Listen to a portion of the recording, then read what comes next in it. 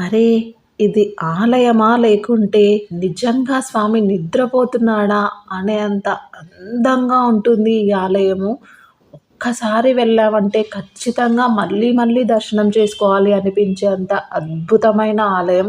ఇది ఎక్కడుందంటే కేరళ రాష్ట్ర రాజధాని తిరువనంతపురంలో ఉన్న శ్రీ పద్మనాభ స్వామి ఆలయం. భారతదేశంలోనే అత్యంత పురాతనమైనది, పవిత్రమైన విష్ణు ఆలయంలో తిరువనంతపురం కూడా ఒకటి. పురాణాల ప్రకారం దివాకర ముని అనే మహావిష్ణు భక్తుడు ఈ ప్రాంతంలో తపస్సు చేసేవాడు.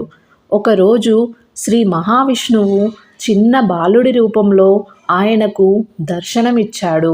బాలుడిని ప్రేమగా తన ఆశ్రమంలో ఉంచుకున్న ముని ఒకసారి అతని ప్రవర్తనపై కోపగించుకున్నాడు. వెంటనే ఆ బాలుడు అంటే మన మహావిష్ణువు అదృశ్యమవుతూ నన్ను అనంతకాడులో వెతుక్కుంటూ వస్తావు అని స్వామి చెప్పాడు. దివాకర ముని అనంతకాడుకు చేరుకున్నాడు. అక్కడ మహావిష్ణువు అనంతశేషునిపై విశాల రూపంలో దర్శనమిచ్చాడని పురాణాలు వివరిస్తున్నాయి. ఆ దివ్య రూపం ఎంతో పెద్దదిగా ఉండడంతో ముని ప్రార్థన మేరకు స్వామివారు చిన్న రూపాన్ని ధరించారని విశ్వాసం. ఆ రూపమే నేడు శ్రీ అనంత పద్మనాభ స్వామిగా భక్తులకు దర్శనమిస్తోంది. ఆలయంలోని ప్రధాన విగ్రహం సుమారు 18 అడుగుల పొడవు కలిగి ఉంటుంది. స్వామివారు అనంత శేషునిపై శయనిస్తున్న రూపంలో ఉంటారు. ఈ విగ్రహం సాలగ్రామంతో చేయడంతో ఇక్కడ అభిషేకాలు జరగవు. ఈ విగ్రహాన్ని ఒకే ద్వారం ద్వారా పూర్తిగా చూడలేరు. 3 వేరువేరు ద్వారాల ద్వారా తల భాగం, నాభి భాగం, పాదభాగాలను దర్శించుకుంటాము. ఇదే ఈ ఆలయ ప్రత్యేకత. చరిత్రకారుల అభిప్రాయం ప్రకారం ఈ ఆలయం అనేక శతాబ్దాలుగా ఉనికిలో ఉంది.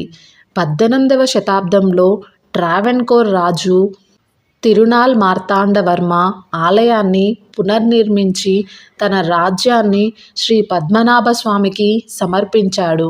అప్పటి నుండి ట్రావెన్కోర్ రాజు కుటుంబ సభ్యులు తమను పద్మనాభదాసులుగా భావిస్తూ స్వామి సేవలో కొనసాగుతున్నారు. ఈ ఆలయంలో ప్రపంచవ్యాప్తంగా మరింత ప్రసిద్ధి చెందడానికి ప్రధాన కారణం ఆలయంలోని రహస్య భూగర్భ గదులు. 2011లో కొన్ని గదులను తెరిచినప్పుడు అపారమైన బంగారం, వజ్రాలు, ఆభరణాలు, పురాతన నాణాలు బయటపడ్డాయి. వాటి విలువ లక్షల కోట్ల రూపాయలుగా అంచనా వేయబడింది. అయితే కొన్ని గదులు ఇప్పటికీ తెరవబడలేదు. ముఖ్యంగా బి వాల్ట్గా పిలువబడే గది గురించి అనేక కథలు, విశ్వాసాలు ప్రచారంలోకి వచ్చాయి.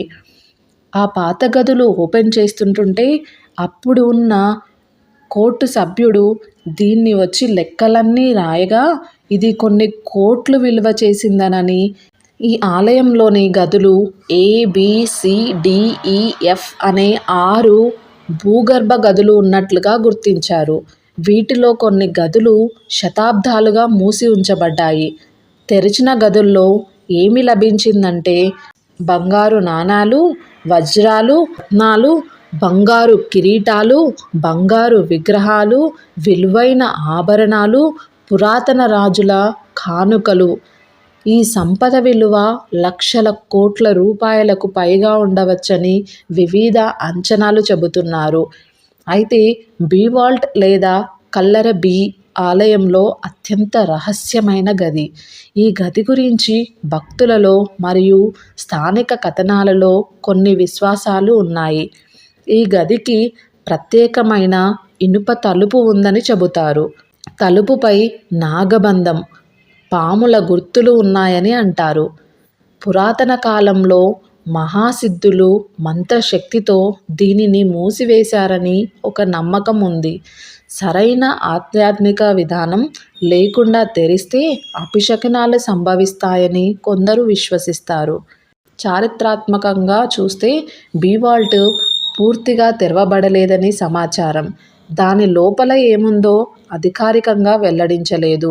అందువల్ల సోషల్ మీడియాలో వినిపించే అనేక కథలు, వీడియోలు, ఊహాగానాలకు నిర్ధారిత ఆధారాలు లేవు. ఎందుకు తెరవలేదు అంటే ఆలయ సాంప్రదాయాలు, ఆచారాలను గౌరవించడం, భద్రతా అంశాలు, భక్తుల మతపరమైన విశ్వాసాలు, ఆలయ పరిపాలన మరియు న్యాయపరమైన అంశాలు ఇవన్నీ కలిపి ఈ గదిని ఓపెన్ చేయడానికి ముందుకు వెళ్ళలేదు.